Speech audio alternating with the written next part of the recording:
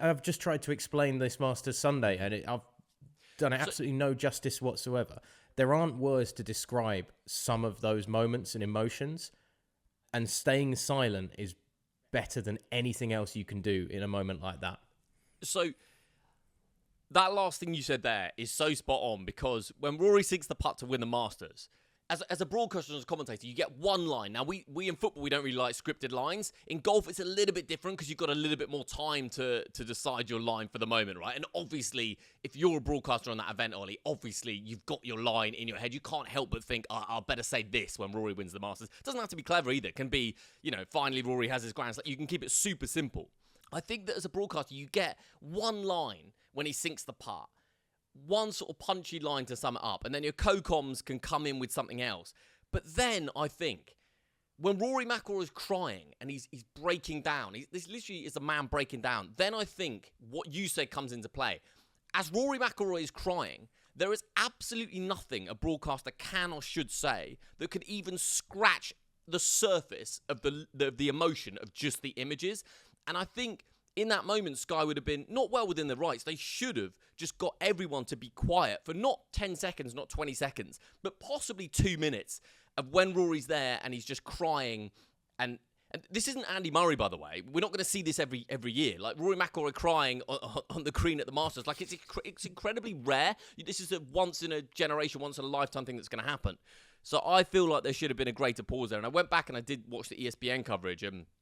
Whoever the commentator is there, I think it was ESPN I was watching, but the commentator says, Rory has his masterpiece or something like that. That's the line, fine. Like, it's not, they think it's all over, it is now, but it's a really solid line that sums it all up perfect. And then they do leave way more space and they do shut up. And I just think watching someone cry like that and break down and just have this weight of the world lifted off his shoulders, it didn't require any words at all around it. And I think, and you also need, as a broadcaster, you need the confidence to do that. You need to be extremely secure in your job, your position. You need to also have the director's backing. And when you mentioned Tiger in 2019, to have a director say, like, reaffirm what you've decided to do, like, I'm not going to say anything now, I'm not going to say anything now. And to have a director say, absolutely, yes, that's the right call, don't say anything, don't say anything, don't say anything. You sometimes need that. And I would have loved to be a fly on the wall in the kind of the Sky truck for what they were doing there. But yeah, look, I'm not saying it ruined the moment or anything like that. It's just and no one would pick up on it apart from people within the industry and people like Ollie and I who are nerds about this kind of stuff.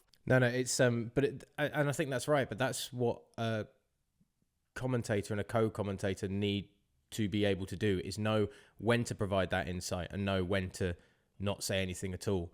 And we'll see it again, I'm sure, on loads of different occasions in loads of broadcasting.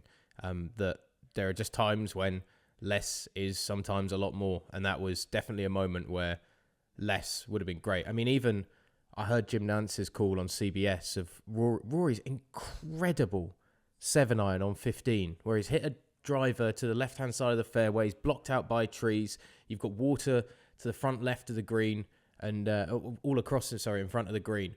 And he just hammers this raking draw high, and it's swooping from right to left down. And Nance just kind of has 2 lines on it about how good the shot is, and then it's just left at that. And unfortunately, at times on the Sky broadcast, every so often, there were the odd moment where there were maybe too many voices chatting, or there's too much acknowledgement of a great shot, because you can just let the shot. We can all understand how good and how big those moments are, I think, as sports fans. Whether you're a golf fan or not, you can recognise the importance of a big moment if, again, you tee it up correctly. That was another thing somebody I heard complaining about, was the fact that precluding that shot, we didn't see enough of the build-up to it, in that Rory was apparently holding an 8-iron, then he switched to a 7-iron because he saw DeChambeau go into the water, and he was like, no, not going to risk it. We're going to heave the living daylights out of this and make sure it definitely gets there, and we're not dealing with anything in the aqua splash. And even those moments like that are really important to see what the golfer's going through in a big moment like that, and it brings a whole new level to, no, I'm taking an extra club, I'm committing to this, and then I'm going to commit even more with this extra club to the shot. And it opens up, I think, the journey for the fan watching it even more, those little extras of insight. But again, when it comes, I mean, the nice thing is that Rory McIlroy, Masters, Major, McIlroy. There's a really simple sentence somewhere of like, McIlroy's masterful Majors moment has finally arrived again, or something like that. And then you just sit and let the guy cry. And you mentioned it a moment ago about Justin Rose. There has to be a second place guy. As I say, 3-time runner up now. I mean, he missed a putt on 17. And you're talking about ruining errors. He's going to be thinking about that putt on 17, because if he makes that, Rory doesn't have a hope in hell. Doesn't go to a playoff. And Rosie wins it and gets that green jacket. And it was an absolute class act, because Rory's friends with Rose. You know, they're on a very united European Ryder Cup team.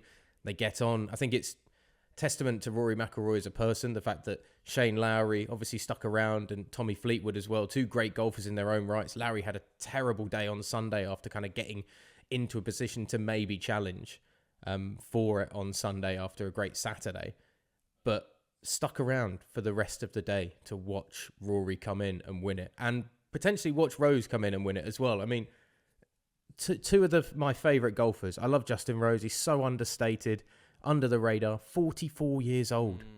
And he's still fighting in a major, and he's put his name in the hat massively for a Ryder Cup spot with that sort of effort today. This result just plays on further into the golf season as well, about Rory's future, about Rose's future with that Ryder Cup team.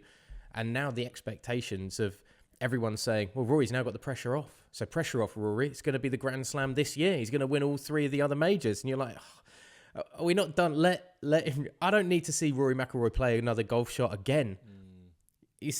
Only 6 players have done the career Grand Slam.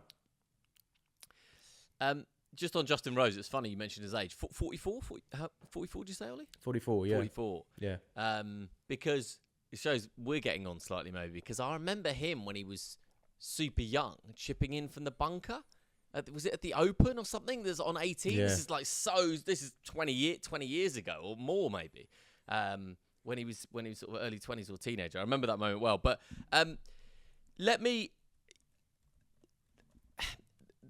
calling the fans the patrons. What do we think about that? Love it. I want to know a few things, because